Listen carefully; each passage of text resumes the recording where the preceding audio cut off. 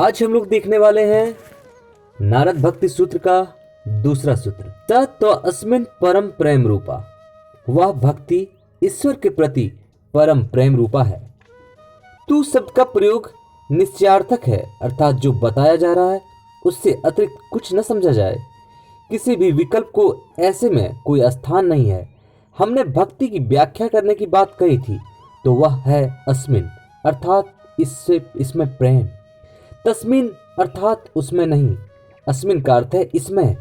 उसमें संकेत करता है कि अनिश्चित है, दूर है, तथा अस्मिन का अर्थ है जो सामने है, जो पास है, जिसे देखा जा सकता है, जिसका अनुभव हो रहा है। भक्ति के लिए सर्वप्रथम और जरूरी है कि भगवान के अस्तित्व पर विश्वास हो। इस संदर्भ में स्वामी राम ने गोपियों का एक सुंदर उदाहरण दिया है। कहते हैं कि श्री कृष्ण द्वारिका में भी गोपियों के प्रेम की चर्चा अक्सर किया करते थे। उनकी महारानियों को यह अच्छा नहीं लगता था।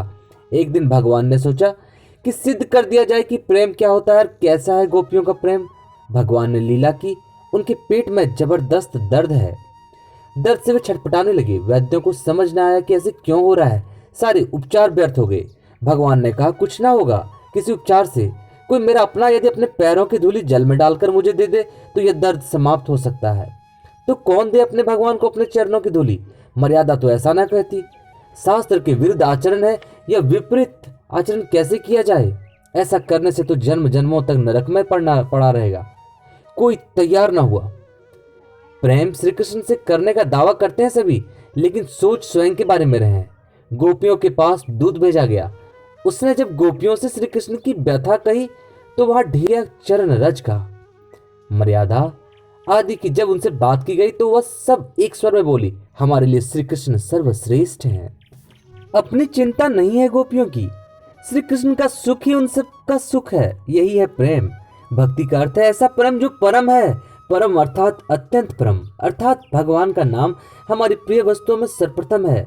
भगवान पर अपना सब कुछ सर्वस्व वार देने की भावना। सुना है महापुरुषों से कि जब मीरा को कोई मार्ग नहीं दिखाई दे रहा था तो उसने संत तुलसीदास जी को पत्र लिखा।